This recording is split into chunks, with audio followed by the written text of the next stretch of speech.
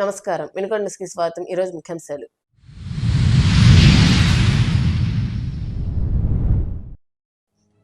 కోటప్పకొండ త్రికోటేశ్వర స్వామిని దర్శించుకున్న ఉప ముఖ్యమంత్రి పవన్ కళ్యాణ్.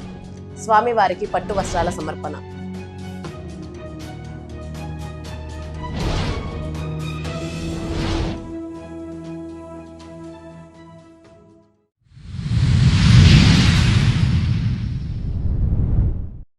శివశక్తి లీలా అంజన్ ఫౌండేషన్ ఆధ్వర్యంలో ముస్లిం మైనార్టీ విద్యార్థినులకు ఉపకార వేతనాలు, పేదలకు దుప్పట్ల పంపిణీ కార్యక్రమంలో పాల్గొన్న ప్రభుత్వ చీఫ్ విప్ జీవి ఆంజనేయులు, గుంటూరు తూర్పు ఎమ్మెల్యే మొహమ్మద్ నజీర్.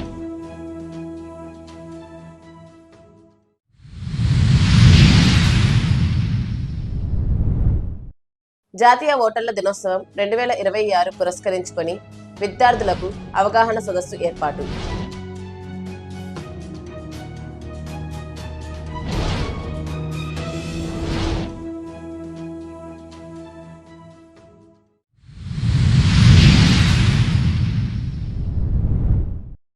కోటప్పకొండ త్రికోటేశ్వర స్వామిని ఉప ముఖ్యమంత్రి పవన్ కళ్యాణ్ గురువారం దర్శించుకున్నారు. ఆలయ అధికారులు ఆయనకు పూర్ణకుంభంతో స్వాగతం పలికారు. సంప్రదాయబద్ధంగా తలపాగా ధరించి ఉత్తర ద్వారం ద్వారా ప్రవేశించిన పవన్ స్వామివారికి పట్టు వస్త్రాలు సమర్పించి ప్రత్యేక పూజలు నిర్వహించారు. స్వామివారిని దర్శించుకున్నారు. డిప్యూటీ సీఎం పవన్ కళ్యాణ్ కు ఆలయ అధికారులు, అర్చకులు ఆలయ విశిష్టతను వివరించారు. స్వామివారికి ప్రత్యేక పూజలు నిర్వహించారు. కార్యక్రమంలో జిల్లా కలెక్టర్ కృతికా శుక్లా, ఎమ్మెల్యే చదలవాడ అరవిందబాబు, జనసేన నాయకులు జిలానీ తదితరులు పాల్గొన్నారు.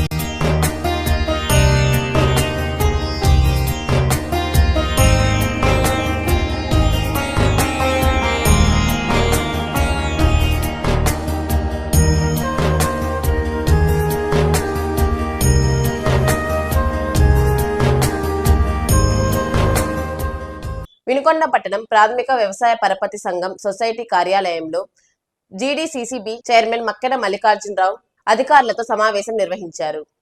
దీనిలో భాగంగా బ్యాంకు రుణాలు రికవరీపై అధికారులతో మాట్లాడారు. దీంతో పాటు పలు అంశాల గురించి ఆయన ఆరా తీశారు. రాష్ట్ర విద్యాశాఖ మంత్రి నారా లోకేష్ పుట్టినరోజు పురస్కరించుకొని వినుకొండ పట్టణంలోని షాదీఖానా వేదికగా శివశక్తి లీలా అంజన్ ఫౌండేషన్ ఆధ్వర్యంలో ముస్లిం మైనార్టీ విద్యార్థులకు ఉపకార వేతనాలు, పేదలకు దుప్పట్లు పంపిణీ కార్యక్రమం ఘనంగా నిర్వహించారు. ఈ కార్యక్రమానికి ప్రభుత్వ చీఫ్ విప్ జీవి ఆంజనేయులు, గుంటూరు తూర్పు ఎమ్మెల్యే మొహమ్మద్ నజీర్ ముఖ్య అతిథులుగా పాల్గొని లబ్ధిదారులకు స్వయంగా అందజేశారు. జీవి మాట్లాడుతూ మైనారిటీ విద్యార్థినులు ఆర్థిక ఇబ్బందుల వల్ల చదువుకు దూరం కాకూడదనే లక్ష్యంతో శివశక్తి లీలా అంజన్ ఫౌండేషన్ స్కాలర్షిప్లను అందజేసింది. మైనార్టీల సంక్షేమానికి ప్రభుత్వం కట్టుబడి ఉందని నజీర్ తెలిపారు.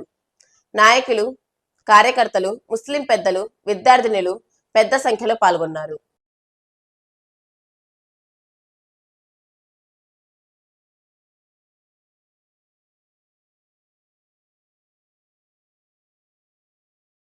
కార్యక్రమాలు మొదట స్కాలర్షిప్లు పేద పిల్లలకి స్కాలర్షిప్లు ఇవ్వడంతో మొదలుపెట్టా. దానికి కారణం ఏంటంటే నేను ఒక నిరుపేద కుటుంబం నుండి నేను ఒక నిరుపేద రైతు కుటుంబం నుండి వచ్చా, కష్టపడి చదువుకున్నా. దానివల్ల పేదల కష్టాలు నాకు తెలుసు. చదివించేటప్పుడు మా నాన్న అప్పులు చేసి కష్టాల్లో చదివించాడు కాబట్టి డబ్బు విలువ తెలుసు, చదువు విలువ తెలుసు. అందుకే పిల్లలు బాగా చదువుకోవాలని నా కోరిక. గత 26 సంవత్సరాల నుండి శివశక్తి ఫౌండేషన్ ద్వారా 1998లో ఇక్కడ స్కాలర్షిప్ ఇచ్చే ప్రోగ్రామ్స్తో శివశక్తి ఫౌండేషన్ కార్యక్రమాలు బిగిన్ చేస్తుంది. రాజకీయాలకు అతీతంగా సేవ చేశా. ఎప్పుడు కూడా కంటి ఆపరేషన్ చేయించినా, స్కాలర్షిప్లు ఇచ్చినా నేను ఏ రోజు పార్టీ చూడలేదు. మసీదులకి అప్లికేషన్లు ఇచ్చాం, చదువుకున్న వాళ్ళందరినీ అప్లై చేయమన్నాను తప్ప తెలుగుదేశం వాళ్ళని, జనసేన వాళ్ళని అప్లై చేయమని నేను చెప్పలా. గతంలో కూడా ఎప్పుడు కూడా పార్టీలకు అతీతంగా సేవా కార్యక్రమాలు చేయాలనుకున్నా, అది నా బాధ్యత అనుకున్నా. రాజకీయాల్లో ఉన్నా లేకపోయినా చేస్తానని ఏ రోజో 10 ఏళ్ల క్రితమే చెప్పాను. అట్లాగే అప్పుడప్పుడు ఎక్కడన్నా ప్రయాణంలో కనపడతారు, సార్ 10 ఏళ్ల క్రితం మీ దగ్గర స్కాలర్షిప్ తీసుకున్నా, ఈరోజు మంచి ఉద్యోగం చేస్తున్నా, నెలకి 20 లక్షలు సంపాదిస్తున్నా, 50 లక్షలు సంపాదిస్తున్నాను ఒక్కొక్కళ్ళు చెప్తా ఉంటే నాకు ఆనందం. చాలా మంది శివశక్తి స్కాలర్షిప్లు తీసుకున్న వాళ్ళు చాలా మంది డాక్టర్లు అయ్యారు, ఇంజనీర్లు అయ్యారు, ఈరోజు మంచి పొజిషన్లో ఉన్నారు. కొంతమంది ప్రభుత్వ ఉద్యోగాల్లో ఉంటే కొంతమంది ప్రైవేట్ ఉద్యోగాల్లో ఇంకా ఎక్కువ డ్రా చేస్తున్నారు. కాబట్టి శివశక్తి ఫౌండేషన్ స్కాలర్షిప్ అనేది అల్లా బ్లెస్ చేసినటువంటి డబ్బులు, దేవుడు బ్లెస్ చేసినటువంటి డబ్బులు. దీని స్కాలర్షిప్ పొందిన వాళ్ళకి బంగారు భవిష్యత్తు దేవుడు ఇస్తాడు. అయితే భవిష్యత్తులో నేను కూడా సక్సెస్ అవ్వాలి, మా ఆంజనేయులు గారు లాగా నేను కూడా 10 మందికి స్కాలర్షిప్లు ఇవ్వాలంటే వాళ్ళకి ఇంకా డబల్ ఇస్తాడు, వాళ్ళకి అల్లా డబల్ ఇస్తారు. నేను ఈరోజు విద్యార్థులు కోరుకునేది ఏంటంటే, రేపు మీరు బంగారు భవిష్యత్తుకి ఎదగాల, రేపు మీరు 10 మంది పిల్లలకి స్కాలర్షిప్ ఇచ్చే స్థాయిలో మీ అందరిని చూడాలని నేను అనుకుంటున్నా. ఆ విధంగా మీరు ఘన విజయాలు సాధించాలని ఈ సందర్భంగా కోరుతున్నా. నేను విద్యార్థి దశలో ఉన్నప్పుడే రేపు కష్టపడి సంపాదించాలా, నేను సంపాదించిన దాంట్లో 10 మందికి సేవ చేయాలా, విద్యార్థులకి, పేద విద్యార్థులు సహాయం చేయాలని నేను విద్యార్థి దశలోనే ఒక నిర్ణయం తీసుకున్నాను, ఒక లక్ష్యాన్ని పెట్టుకున్నానని మీకు నేను గుర్తు చేస్తున్నా. ఆ రోజు ఒక సంకల్పం చేసుకున్నాను కాబట్టి దేవుడు నాకు డబ్బులు ఇచ్చాడు. నేను విద్యార్థిగా ఉన్నప్పుడే నేను భవిష్యత్తు నేను ఆర్థిక ఇబ్బందులు పడి ఆర్థిక ఇబ్బందులు చదువుకున్నందువలన అరే రేపు ఆర్థిక ఇబ్బందులు ఉన్న పిల్లలకు నేను సహాయం చేయాలి అని ఒక సంకల్పమే దేవుడు ఈరోజు నన్ను ముందుకు నడిపించారు. దేవుడు ఈ డబ్బు ఇచ్చింది మీలాంటి వాళ్ళకి సహాయం చేయమని ఇచ్చారు. అందుకే శివశక్తి ఫౌండేషన్ ద్వారా ఈ సహాయాన్ని మీకు అందిస్తున్నామని ఈ సందర్భంగా తెలియజేస్తున్నా. ముస్లిం మైనార్టీ సోదరులు, నేను రాజకీయాల్లో వచ్చినప్పటి నుండి కూడా నాకు ఎంతో సహాయ సహకారాలు అందించారు. 5 సార్లు నాకు ఓట్లు వేస్తే సపోర్ట్ చేసిన వాళ్ళు ఉన్నారు. నేను 3 సార్లు ఇక్కడ ఎమ్మెల్యే అవడానికి కారణం మరి ముస్లిం సమాజం అంతా నాకు అండదండలు ఇచ్చారని ఈ సందర్భంగా నేను మీ అందరికీ మనవి చేస్తున్నాను. వారి చేసిన సహాయాన్ని ఎప్పటికీ మర్చిపోను. వాళ్ళందరి రుణం తీర్చుకోవాలి, ఈ వినుకొండ గడ్డ రుణం తీర్చుకోవాలి, వినుకొండ ప్రాంత ప్రజలు రుణం తీర్చుకోవాలనేదే నా యొక్క జీవిత లక్ష్యం, ఆశయం. వినుకొండ అభివృద్ధి, నియోజకవర్గ అభివృద్ధి, పల్నాడు జిల్లా అభివృద్ధి, ఇవి 2 నా ప్రధాన లక్ష్యాలని ఈ సందర్భంగా మనవి చేస్తున్నా. వినుకొండకు మంచినీళ్ళు స్కీమ్ తీసుకొచ్చా, 210 కోట్లు నిధులు తీసుకొచ్చా. టెండర్ పిలుస్తారు తొందరలో, అది 2 ఏళ్లలో పూర్తి చేస్తే ప్రతిరోజు మంచినీళ్ళు. ఇక వినుకొండ కష్టాలు తొలగిపోతున్నాయి. గ్రాంట్ శాంక్షన్ అయింది. 5 ఏళ్ళు వైసీపీ పాలనలో ఏం చేయలేకపోయారు. కానీ ఈరోజు ఈ వచ్చినటువంటి నిధుల్ని సద్వినియోగం చేసి 365 రోజులు ప్రతిరోజు వినుకొండలో మంచినీళ్ళు ఇచ్చే మంచి రోజులు దగ్గరలో ఉన్నాయని చెప్పి ఈ సందర్భంగా ఆ మంచినీళ్ళ స్కీము పూర్తి చేయడం నా జీవిత ఆశయం. అది పూర్తి చేసి ప్రజలకు అంకితం ఇస్తానని ఈ సందర్భంగా నేను తెలియజేస్తున్నా. కష్టాల్లోనైనా సుఖాల్లోనైనా మీకు తోడుగా ఉంటానని మన ముస్లిం సోదరులందరూ కూడా, పెద్దలందరూ కూడా నేను మనవి చేస్తున్నా. సిమెంట్ రోడ్లు వేసాం, బల్బులు వేసాం, మొన్ననే స్ట్రీట్ లైట్లు వేసాం, మొక్కలు నాటాం కబ్రస్థాన్లో. ఏ అభివృద్ధి చేసినా అది ఎన్డీఏ పాలన, చంద్రబాబు గారి పాలన ఉన్నప్పుడు మేము నిధులు తీసుకొచ్చి అభివృద్ధి చేసామని నేను సంతోషంగా చెప్తున్నా, గర్వంగా చెప్తున్నా. పాత్రికేయ మిత్రులందరికీ కూడా హృదయపూర్వక నమస్కారాలు. ముఖ్యంగా ఈ రోజు ఆంధ్రప్రదేశ్ నూతన ప్రభుత్వం ఏర్పడిన తర్వాత ఈ 16 నెలల అధికార కాలంలో ప్రజలకు ఇచ్చినటువంటి వాగ్దానాలను ఒక్కొక్కటిగా ఈ ప్రభుత్వం నెరవేరుస్తున్నటువంటి పరిస్థితులు, ముఖ్యంగా రాష్ట్ర ప్రజలకు చెప్పినటువంటి సంక్షేమ కార్యక్రమాలు అధికారంలోకి రాగానే ఇది ఎలా చేస్తారు, చేయలేరు అని చెప్పి వితండవాదం చేసినటువంటి జగన్మోహన్ రెడ్డి గారికి చెప్పు దెబ్బ కొట్టినటువంటి విధంగా ఈ ప్రభుత్వం ఏర్పడినటువంటి 16 నెలల కాలంలోనే సూపర్ 6 ని సూపర్ హిట్ చేసినటువంటి పరిస్థితులు ఈ రోజు రాష్ట్ర ప్రజలందరూ కూడా గమనించాలని చెప్పి కోరుతా ఉన్నా. అంతేకాకుండా ఆనాటి పరిపాలనలో జగన్మోహన్ రెడ్డి గారు రాష్ట్రానికి రాజధాని లేనటువంటి రాష్ట్రంగా, గూగుల్ సైతం ఈ రాష్ట్ర రాజధాని ఏది అంటే సమాధానం చెప్పలేనటువంటి పరిస్థితులు తీసుకొని వస్తే ఈ రోజు చంద్రబాబు నాయుడు గారి నాయకత్వంలో ప్రతి ఒక్క ఆంధ్రాకి సంబంధించినటువంటి ప్రతి ఒక్క పౌరుడు కూడా గర్వంగా ఈ రాష్ట్రానికి రాజధాని అమరావతి అనేటువంటి విధంగా చేసినటువంటి ఘనత ఈ కూటమి ప్రభుత్వానిదని ఈ సందర్భంగా తెలియజేస్తా ఉన్నాం. రెండోది, ఈ రాష్ట్రం వైపు ఆనాడు ఉన్నటువంటి జగన్మోహన్ రెడ్డి గారు చేసినటువంటి అరాచకాలు, ముఖ్యంగా పెట్టుబడులు తీసుకొని వచ్చేటువంటి కంపెనీలు మిగతా రాష్ట్రాలకు వెళ్లినటువంటి పరిస్థితులు, ఆనాడు ఉన్నటువంటి అమెరాన్ బ్యాటరీస్ దగ్గర నుండి డ్రాయర్లు తయారు చేసేటువంటి జాకీ కంపెనీ కూడా ఈ రాష్ట్రం వైపు చూసేటువంటి పరిస్థితులు లేకుండా చేసినటువంటి అసమర్థ నాయకుడు జగన్మోహన్ రెడ్డి గారు. కానీ ఈరోజు జగన్మోహన్ రెడ్డి గారు చేసినటువంటి అరాచకాలకు ఈరోజు నాయకత్వం ఇచ్చినటువంటి ప్రజలకు మేలు చేయాలనేటువంటి ఆలోచనతో కూటమి నాయకత్వం చంద్రబాబు నాయుడు గారి నాయకత్వంలో ఒక పక్కన పవన్ కళ్యాణ్ గారు, నారా లోకేష్ గారు, చంద్రబాబు నాయుడు గారు కలిసి రాష్ట్ర అభివృద్ధి కోసం ఏ విధంగా చేస్తా ఉన్నారో రాష్ట్ర ప్రజలు గమనించాలని చెప్పి ఈ సందర్భంగా కోరుతా ఉన్నా. ఒక పక్కన పెట్టుబడుల కోసం దేశ విదేశాల్లో తిరుగుతూ ఆంధ్ర రాష్ట్రాన్ని భారతదేశంలో వచ్చేటువంటి విదేశీ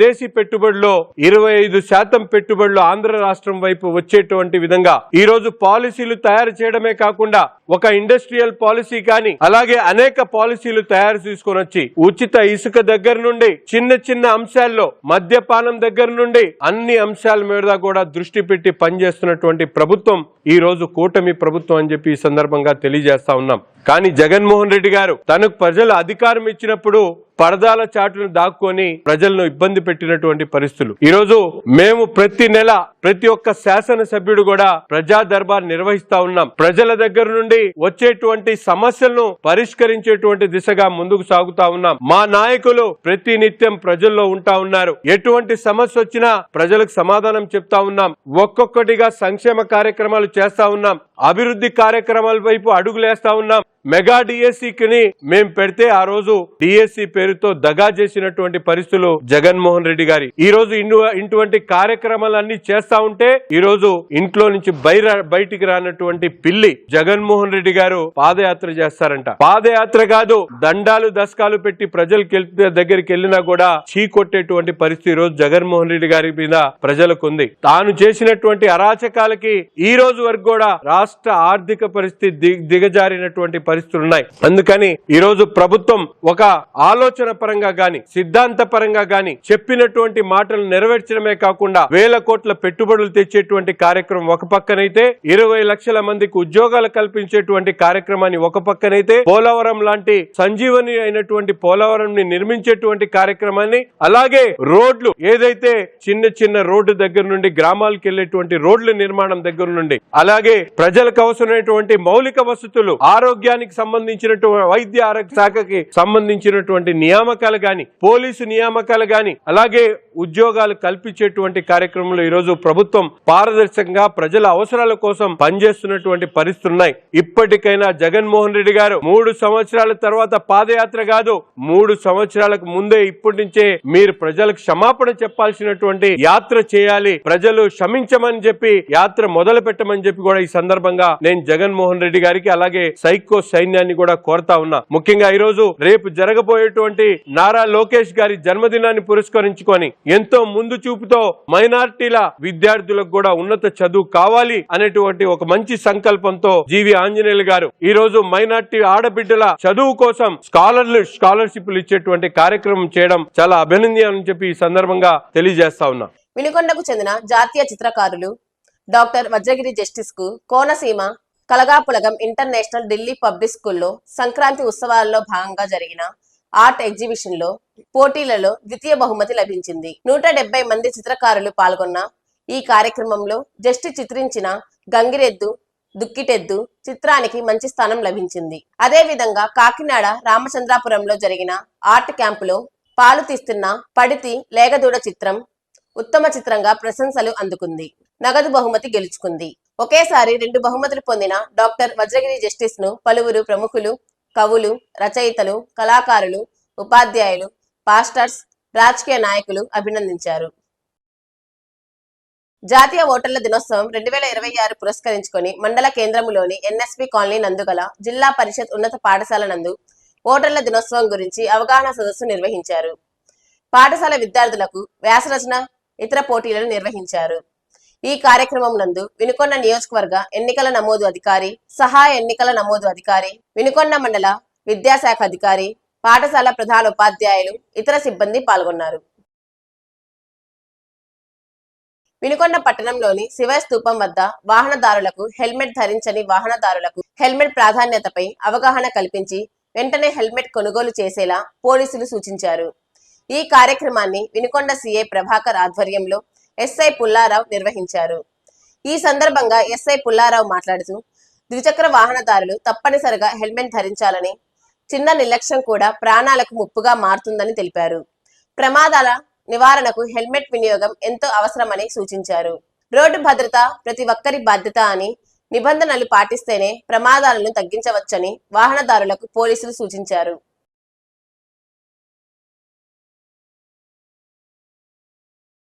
వినుకొండ సమాప్తం. తిరిగి రేపటి కలుద్దాం. అంతవరకు సెలవు. నమస్కారం.